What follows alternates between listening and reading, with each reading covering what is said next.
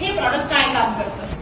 डायबोजी हे बेसिकली तुमच्या बॉडीमध्ये कोणत्याही प्रकारची जर का शुगर लेवल फ्लक्च्युएशन असेल, मी म्हटलं आता अमृत ज्यूस मध्ये ते सांगितलं गिलोय आहे, पण ज्यांची शुगर लेवल ही 400 300च्या वर असते, म्हणजे 400 500च्या लेवलमध्ये जेव्हा शुगर लेवल जाते, एखाद्या व्यक्तीला पॅरालिसिसचा अटॅक, स्ट्रोक, ब्रेन हॅमरेज कधी येईल काही सांगता येत नाही, राईट? मग अशा सिच्युएशन मध्ये तो फक्त अमृत ज्यूसनी बरा होतो का?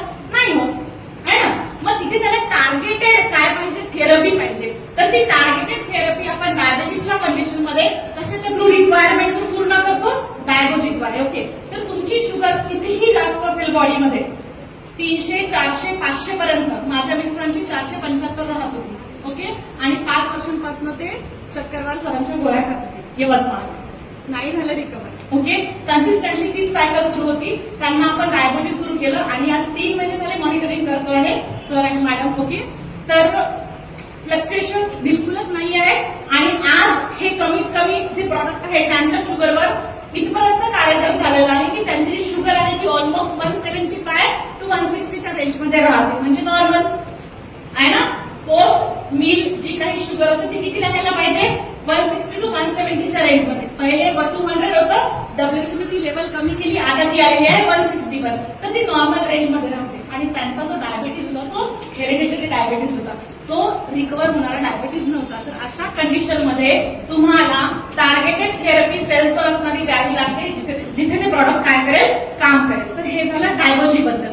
पण आता तुम्ही म्हणाल की मॅडम फक्त शुगरवाल्यांनाच घ्यायला चालते का?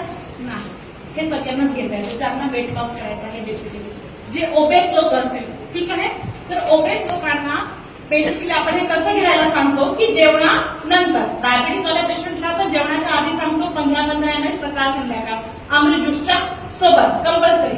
आणि ज्यांना वेट लॉस करायचं आहे अशांना हे प्रॉडक्ट आपल्याला जेवणानंतर घ्यायचं आहे 15-15 ml सकाळ किंवा सकाळ आणि संध्याकाळ. ओके, मग हे कसं काम करतंय? मग दोन्हीवर तुम्ही एकच सांगते, हाही प्रश्न आला असेल. याचं काम असेल जेव्हा हे जेवणाच्या आधी घेतो ते काय करतं? शुगर लेवलला कमी करतं. आणि जेव्हा हे जेवणाच्या नंतर आपण देतो तेव्हा ते तुमच्या मेटाबॉलिझमला, त्याच्यात जे कॅटाबॉलिझमचा जो प्रकार असतो, जे सायन्स बॅकग्राऊंडचे लोक असतील त्यांना समजत असेल नाही, तर मेटाबॉलिझमला काय करतं? ते फास्ट करतं. जेवढं तुमचं मेटाबॉलिझम फास्ट, तुमचं एनर्जी ब्रेकडाऊन तेवढं फास्ट. जेवढी तुमची एनर्जी ब्रेकडाऊन फास्ट, तेवढ्या तुमचं लवकर वेट लॉस होतो. आपण जिम मध्ये काय करतो? तेच करतो, तिथे जाऊन कॅलरीज बर्न करतो ना. तर हेच काम आपलं विदाउट एक्सरसाइज किंवा माइल्ड एक्सरसाइजनी, ओके, खूप जास्त पथ्य न घेता सुद्धा डायबोजी हे काम करतं. म्हणजे तुमच्या मेटाबॉलिझमला तिथे फास्ट करतं आणि तुमचा तिथे वेट लॉस हा काय होतो? अचीव होतो. ओके, पण हा जो वेट लॉस आहे, तुम्ही म्हणाल मॅडम की जिम मध्ये गेलं तरच बॉडी बनते आणि त्रास होत नाही, असं झालं तसं झालं. ओके, पण हे औषध जेव्हा, हे तुम्ही प्रॉडक्ट जेव्हा घेता, ओके, डायबोजी वेट लॉसच्या कंडिशन मध्ये, तर तिथे तुम्हाला काहीही फ्लक्च्युएशन न येता, तुमची एनर्जी लेवल डाऊन न होता, तुम्हाला रिव्हर्सिबल इफेक्ट न येता तुमचा तिथे वेट लॉस अचीव होतो. म्हणजे काही साईड इफेक्ट आहे का? ऑब्व्हियसली नाही. हे झालं डायबोजी बद्दल.